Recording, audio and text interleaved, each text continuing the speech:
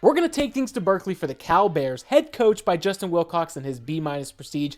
You know, this has kind of been a little bit of a tougher place to win. Obviously, Justin Wilcox has had some up and down seasons, been mostly good, obviously. This is not the Jeff Tedford Cal era with Deshaun Jackson, Marshawn Lynch, and some of these other players. But I will say, heading into this 2026 season in real life, Cal's going to be a sneaky fun team to watch. They've done a really good job recruiting. I think they've nailed the transfer portal.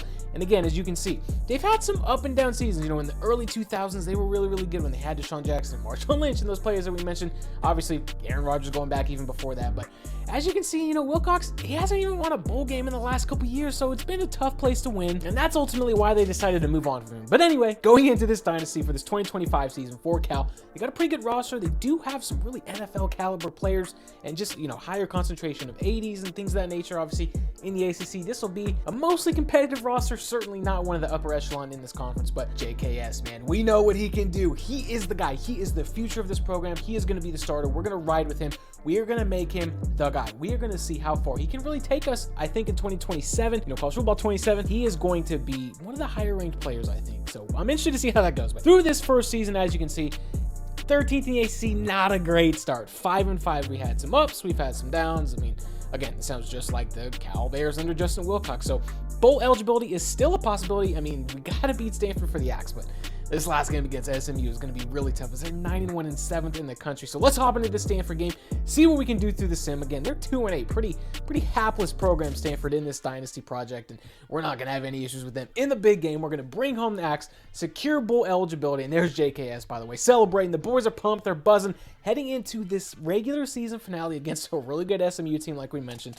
Excited to see what we can do, to see if we can knock them off. And this is a really cool trophy, really cool plaque. I love the presentation as well in the game. So, man, really big win to get us into that bowl, to get us into bowl eligibility, and then to get us into the final week. And we would upset SMU, by the way. We would upset the 15th ranked Mustangs at home to cap off a 7-5 regular season. And that would, of course, spur on a 4-star commitment from a Mike linebacker. So we're going to go bowling in year one against UTSA in the Military Bowl. A chance to really finish the season on a strong note heading into year two, maybe generate some momentum. And that's what we're going to do. Well, at least hopefully generate some momentum. But we are going to win 21-14, a narrow escape, a narrow defeat of the Roadrunners. And that's going to help us, I really think, elevate, climb into year two. JKS had a really, really good year for a true freshman starter. Obviously, the touchdown interception ratio was just okay. But we also didn't do very well in the rushing yards per game department. But again, man, I am happy with JKS's performance. And we had a ton of takeaways. This defense was really, really talented just across the board. Again, taking the ball away, recovering a ton of fumbles. We picked off some passes.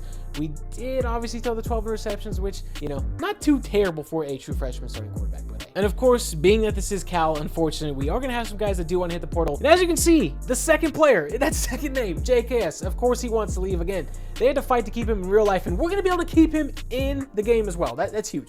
We got to keep him, man. We're off to a start here, 3 for 3 with Myers Sweeney, Tyson Ruffins, who kicked things off. Brady Miller wants to stay, so I'm really, really excited about this. We are going to lose Trevor Rogers, which sucks because he's a NorCal kid, has a lot of promising future, so that's disappointing. But we are going to do okay in recruiting. We are going to sign a 4-star. We're going to finish one spot behind UTSA in recruiting. But again, man, it's a tough place to recruit to, Cal. So we're going to head into this next season with the roster right around where we started. Again, we have some really good players coming back. You're going to see some names, some repeat names that were there in year one, and we're going to be able to build with them in year two, continuing to stack years and really stack performances. But we don't get off to the best start about midway through the 2026 season. 2-3, 1-1 in the ACC. Obviously, early into ACC play, we did lose a relatively tight game to SMU. Had a chance to really pull off a big-time win. We lost to UCLA, lost to BYU. We're just not doing well against the opponents that we really need to do well against, I guess is the simplest way to put it. But 3-3, 500, week 8 against Clemson. They're coming to us. They have to go on the road to Berkeley, the number 19 team in the country, and every year they're going to be good. But we've got them on the ropes here in the third quarter. First and goal, down 7. We have an opportunity to tie the game, and JKS is going to find his man on the drag route and do just that. Tie the game against Clemson. Again, they're on the road. We have home field advantage. We have an opportunity. We got our tight end running wide open. We're going to throw it down the seam to take the lead in the fourth quarter. We did leave a little bit too much time left, but it wouldn't matter. The defense would get a stop, and we're going back to empty. We're going to go back to the vertical. We're going to do it all. Vertical out of empty, man. It can really attack defenses well in this game, and you see it there. So we're going to beat Clemson. We're going to beat NC State. Now we have an opportunity to really gain some of that momentum that we need to find. Got to beat Virginia Tech. We move all the way to 7-4, 6-1 in the ACC, on the doorstep of a conference championship game, only behind SMU, who We did lose to, and they're now the number 5 team in the country. But again, we have an opportunity to secure this spot in the ACC championship game. But we got to beat Syracuse in this regular season finale, and we have to go on the road this time. Put together a pretty good drive to start here. About 6 minutes left in the first quarter. JK is dropping back, and we've got the drag wide open. He's going to spin, make a guy miss, break a tackle, punch it into the end zone. That's the start that we really needed, especially on the road. It would propel us all the way to a final score of 34-22, a huge win over the Orange in the regular season finale to get to 8-4. Along with that spot in the ACC championship game against a really tough Duke team. 8th ranked Duke. They're good in pretty much every year of the dynasty. Doesn't matter what point or what dynasty you run, you're going to see them being competitive. But guess what? It's not going to matter. We're going to pull off the upset. It's going to be a less than stellar, a less than entertaining game. So we're not even going to dive into it and check it out. Our 2 number 3s, TJ Bush and JKS, leading the charge. A 16-10 victory. Your ACC champion Cal Bears, which means we're going to clinch a spot in the CFB. And of course, it's Georgia, man. It's almost always going to be Georgia in some capacity. We're the 12th seed. They're the 5 seed. Got to go on the road. So the highest ranked non-seeded team, of course, it's the Georgia Bulldogs. We know this place is going to be rocking Sanford Stadium at night. You can already see it. Going to be a very, very tough place to play. We haven't really faced many environments like this, so I don't know what's going to happen. I don't know how tested or how, we're going to respond. But we have an opportunity to get in there, make some noise, ruffle some feathers, move some elbows, and defeat a really, really good Georgia team to start the CFP run. So enough yapping. We've done a lot of talking. It's the Bears versus the Bulldogs. Let's get into the game, and guess what you are seeing on the screen? The opening kick for a touchdown. Just kidding. But it was a great return. It was a great start with the hurdle. We get great field position. We're going down the field, taking shots. It's well protected. We are going to take the early 7-0 lead. A great opening possession. I mean, really couldn't have scripted it much better. But, of course, it's Georgia. It's competitive. We're down 3 in the fourth quarter. 3rd and 14. A great opportunity to get off the field, get our offense the ball back. And we're going to force the fumble. We're going to sack Gunnar Stockton. And even though Georgia's going to recover, they're going to lose yards. 4th and 23. We're going to have to punt. And now we've put together a great drive. 1st and goal. The slow measure's a little too slow. But guess what? We're going to punch it in. Take the late lead over Georgia. That's going to do it. There's no way they can come back. And we are going to make some noise behind a 21-point fourth quarter. Just a huge win, only for us to have to take on Ohio State in the Cotton Bowl, in the Devin Brown Bowl. If you know, you know. But man, go from 5 seed to 4 seed. We're gonna have to take our shot, and it was a really close game. Look, I don't want to make it seem like we got blown out or killed. It was a tough competitive game against a really good Ohio State team, but we are just going to come up short, unfortunately. It's not going to go our way. But with JKS at the helm for a couple more years left, I still think we're going to have an opportunity to make a run at the national championship. And speaking of our star quarterback, he is going to set the new school record for the most passing touchdowns in a single season. Hopefully the first of many records that are going to be broken, both school records, national records. We'll see. Great player. Meyer Sweeney, freshman All-American, the tight end that we had to convince to stay. He is going to become a freshman All-American, first team All-ACC. Kyon Graves is going to be second team All-ACC.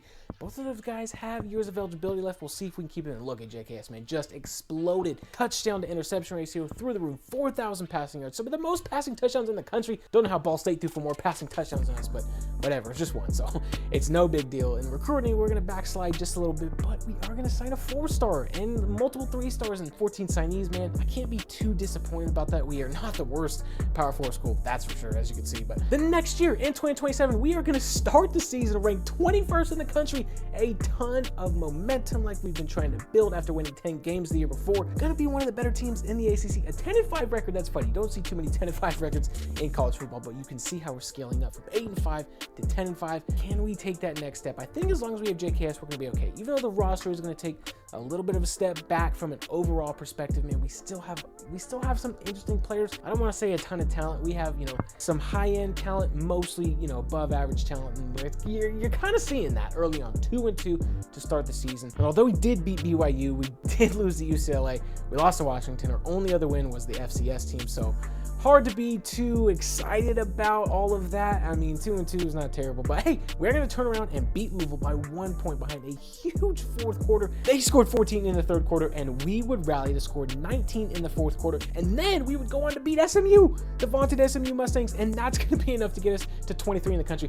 24 points in the second quarter, 21 points in the fourth quarter, just dominating both ends of the half, both ends of the game, whatever. And now we're 4-2, going on the road to take on a ranked Pitt team, and They hold this late lead in the fourth quarter, a little under 3 minutes left. We both have all 3 timeouts left, so we got to score quick, and we're going to do that. We're going to score quick, take this lead. If Pitt is going to go down the field and score, I want to have enough time to put together a drive. And this is crazy on 4th and 12, way inside their own territory. They're going to go for it. They're going to put it up, and we're going to intercept it, but it's going to be PI.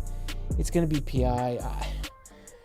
I really wasn't even trying to do that. I was just trying to position myself, and we just a pivotal penalty to commit and give up. I mean, that is just a backbreaker. But hey, on 4th and 19, we get them back into bad territory. They're going to go for it again. He's open.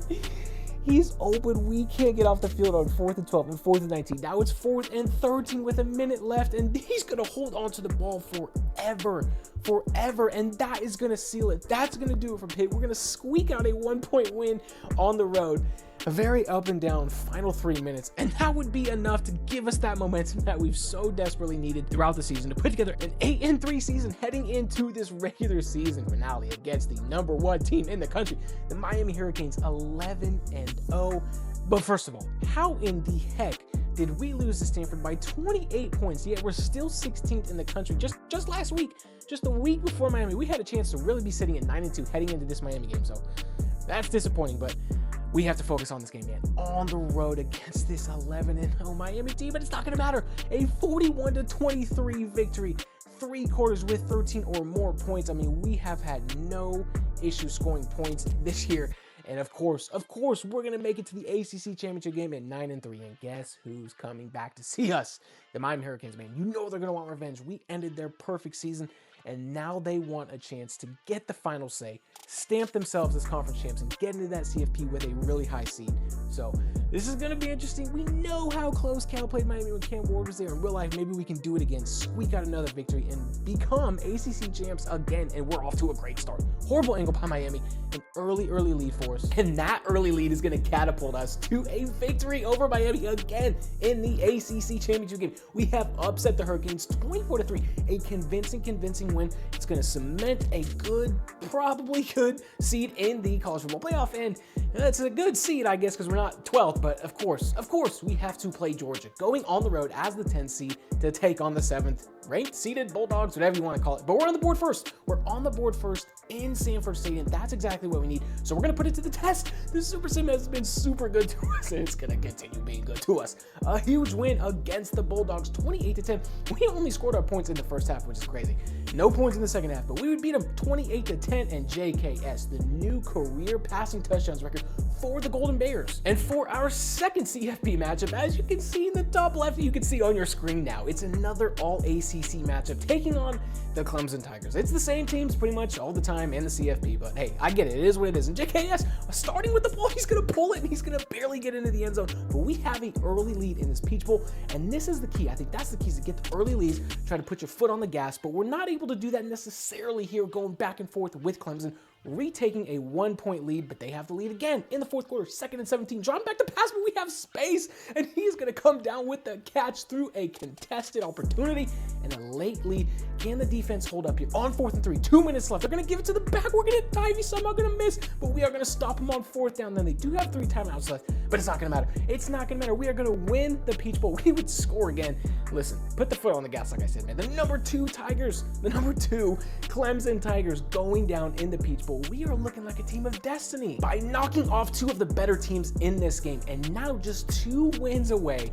Of course, it's not really just 2 wins. They're going to be tough games to win, but 2 wins away from being crowned national champions. And for us in the Cotton Bowl, it's the 3-seeded Oregon Ducks in a pretty throwback classic Pac-12 matchup. We know the battles that these 2 teams used to have in the Pac-12, but before we can get to that, we are going to lose our offensive coordinator heading into this game against Oregon, and we've got some pretty interesting options here. A number of head coaches: Eddie George, Phil Longo, Scott Frost. Philip Montgomery has a long history in the profession, so man, I really like the chances here. Again, we do want to kind of keep something of a recruiting pipeline going, so I'm going to offer it to Phil Montgomery, who has the North Texas pipeline. But guess what? We're going to move ahead to the game. We're up 9 seconds. I mean, this is pretty much the game. No timeouts left for Oregon. 9 seconds left. They have to go the length of the field, and boy, he is going to put that ball up there, and it's going to be picked. Dante Moore is going to throw a pick to us. I'll tell you what, that did make me pretty nervous. Even with 9 seconds left, he really let that thing fly, man. But hey, we're going to come down with it, and now we are going to advance to the national championship. And in that national championship game, we are going to take on the #1 overall team, the Tennessee Volunteers. And look at Philip Montgomery. He's going to be our new offensive coordinator heading into next season. Again, it's always really tough to lose a coordinator right before the biggest game of the year. But hey, we got our guy for next year. And starting off this game against Tennessee, we are taking a shot down the field off the play action. The tight end is going to get loose.